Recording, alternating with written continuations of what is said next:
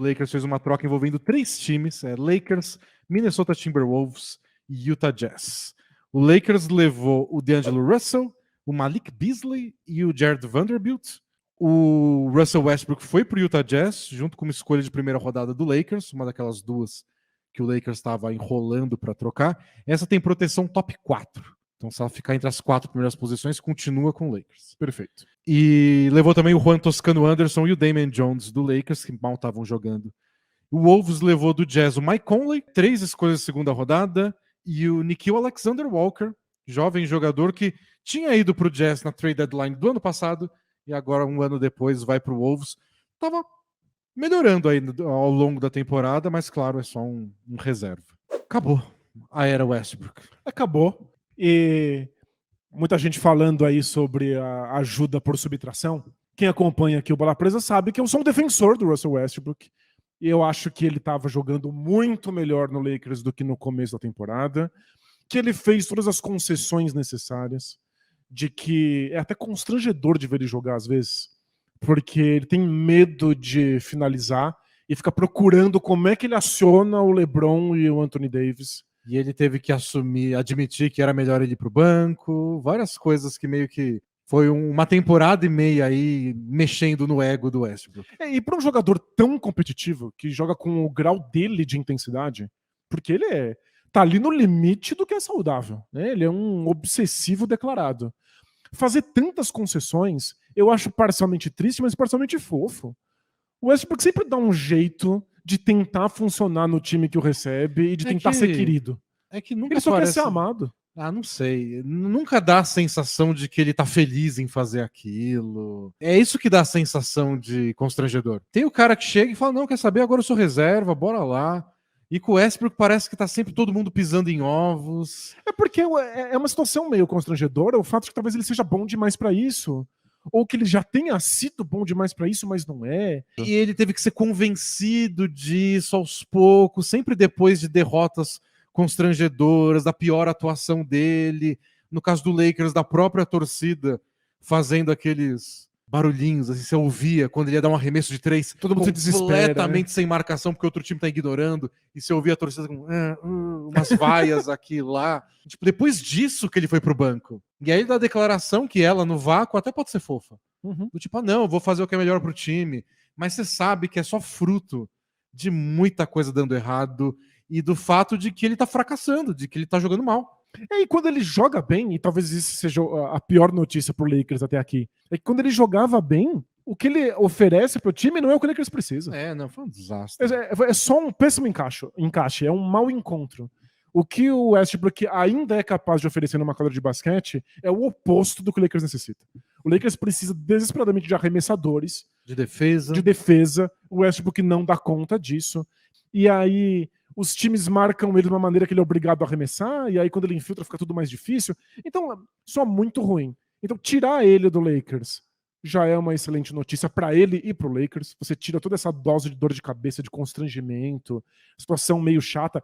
Nessa última partida do Westbrook, tomou bronca do técnico porque pelo jeito tava fazendo o corpo mole. Brigaram. Então, outra situação que foi muito constrangedora. Quando o Lakers não conseguiu a troca pelo Kyrie Irving, o LeBron foi dar entrevista exclusiva, marcou lá, agendou. Não, eu falo sim. E falou que ele tava arrasado. Que era muito triste que o Lakers não tivesse conseguido trazer um talento desse nível. E todo mundo sabia que o único jeito de trazer o Kyrie Irving era uma troca envolvendo o Westbrook. E aí o Westbrook desligou. Então, vendo o Westbrook arrastar o corpo dele ali no primeiro tempo daquele jogo, me pareceu que o Westbrook tinha desistido por completo, ou ele sabia que a troca era inevitável.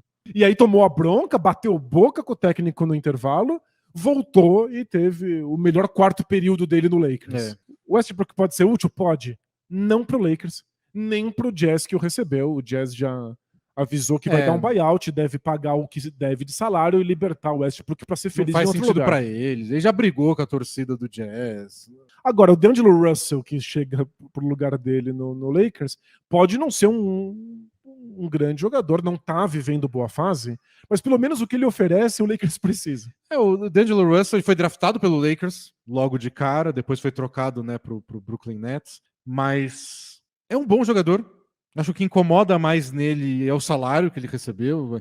vai acabar o contrato dele, mas nessa temporada ele recebe mais de 31 milhões. Você espera uma grande estrela disso e ele não conseguiu se tornar. Ele foi All-Star naquele ano com o Brooklyn Nets, com o Kenny Atkinson de técnico, aquele time mágico que todo mundo dançava no banco de reservas, mas depois nunca jogou naquele nível, nem no Warriors, nem depois quando foi trocado para o Minnesota Timberwolves, mas ele melhorou muito nessa temporada, ao longo da temporada, junto, quando o Wolves foi melhorando, ele melhorou junto muito quando o Anthony Edwards começou a ser o cara que toma as decisões no ataque, Carrega a bola da defesa lá para frente, e o D'Angelo Russell ficou nessa posição mais secundária, mais de arremessador, ele é um bom arremessador. Então você dá para imaginar que ao lado do LeBron faz sentido. Perfeito. Toda a carreira do LeBron foi cercá-lo com arremessadores de 3 pontos, porque o LeBron consegue atrair a marcação no garrafão e passar a bola para fora. O D'Angelo Russell tem mais esse perfil que o Westbrook não tinha. Dito isso, o D'Angelo Russell, nessa temporada, no Wolves, o tempo dele em quadra, o Wolves toma 1,3 pontos a mais do que faz. Então, o D'Angelo Russell tem um saldo negativo a cada 100 posses de bola. Isso. Quando o D'Angelo Russell vai pro banco, o Wolves marca 4,1 pontos a mais do que toma. A diferença, o abismo é colossal. O Wolves é só muito superior quando ele não tá jogando. Em parte por conta da defesa. O ataque fica bem parecido. A defesa, quando o D'Angelo Russell tá em quadra, é só catastrófica. É isso que me desanimou mais nessa troca. O D'Angelo Russell não ajuda a defesa do Lakers, pelo contrário. Eu acho que o Malik Beasley também não. O Jared Vanderbilt não. Ele é conhecido pela defesa. Ele é um bom, excelente defensor de garrafão. Vanderbilt às vezes ele joga de pivô, mas ele é baixo para isso, mas bom reboteiro, brigador, ótimo em rebote ofensivo e é um bom defensor. Eu acho que ele ajuda nessa parte.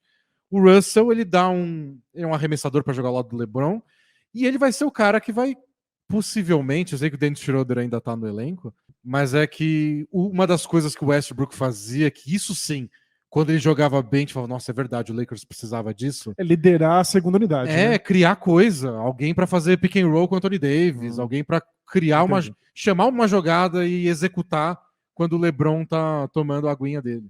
Então vamos ver se o D'Angelo Russell consegue isso. A carreira dele é meio que... Tem dia que parece que ele é perfeito para isso, tem dia que fala, mas quem te deu esse contrato, meu irmão? É estranho. O D'Angelo Russell não é um bom jogador de pick and roll. Vai ser estranho ver como é que ele vai lidar com o Anthony Davis. Ele chegou na NBA e essa era a jogada dele. É isso que todo mundo queria ver.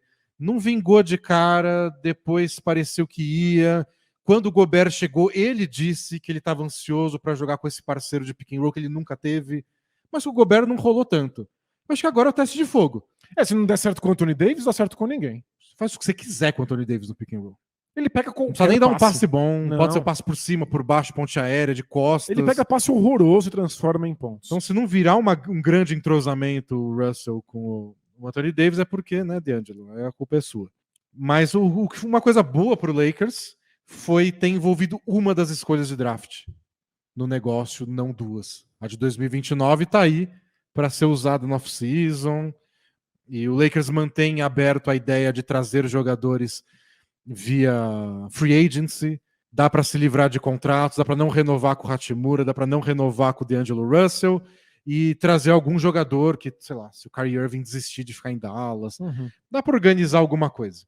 Então o Lakers conseguiu ser responsável, do tipo, a gente tá tentando melhorar esse time, que obviamente deu muito errado. Não estamos gastando tudo nessa mas não estamos gastando tudo por um jogador X que o contrato acaba agora. Eu acho que o Lakers conseguiu melhorar sem abrir mão de tudo e tiveram outras trocas, né, envolvendo o Lakers.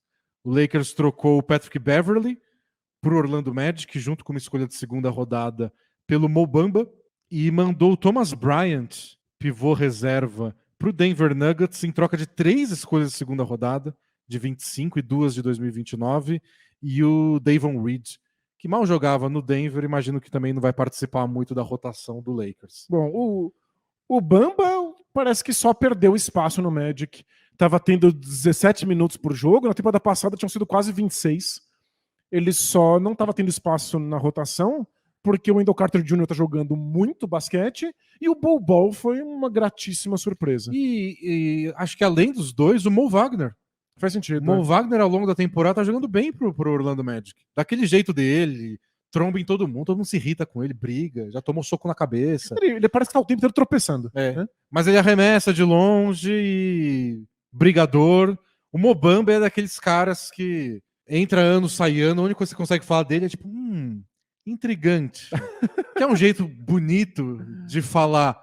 Não sei meio que esperar desse cara. Nada aconteceu, mas a gente também não tá convencido de que nada vai sair daí. Não tô convencido de que ele é ruim, nem de convencido que ele é bom, porque ele tem bons jogos.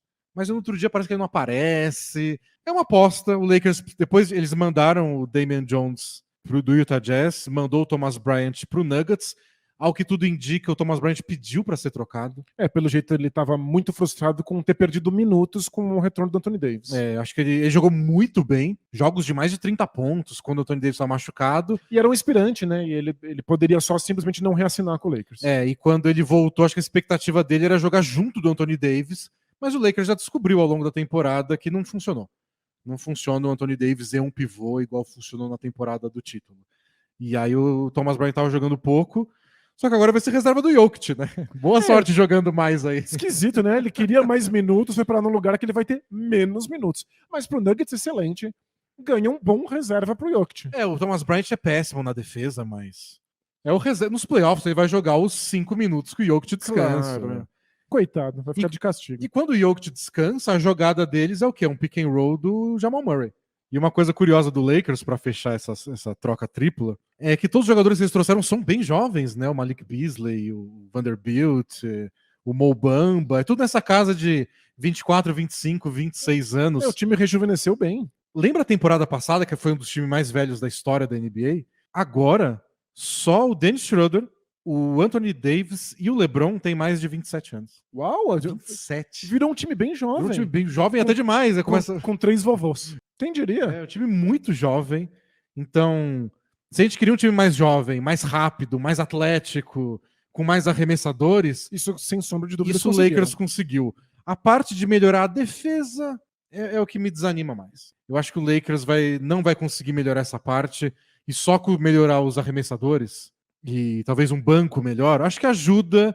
Eu acho que não catapulta o Lakers, mas melhorou. Isso eu não vou criticar. Não, melhorou. Acho que não tinha nada disponível capaz de catapultar a temporada do Lakers dessa maneira.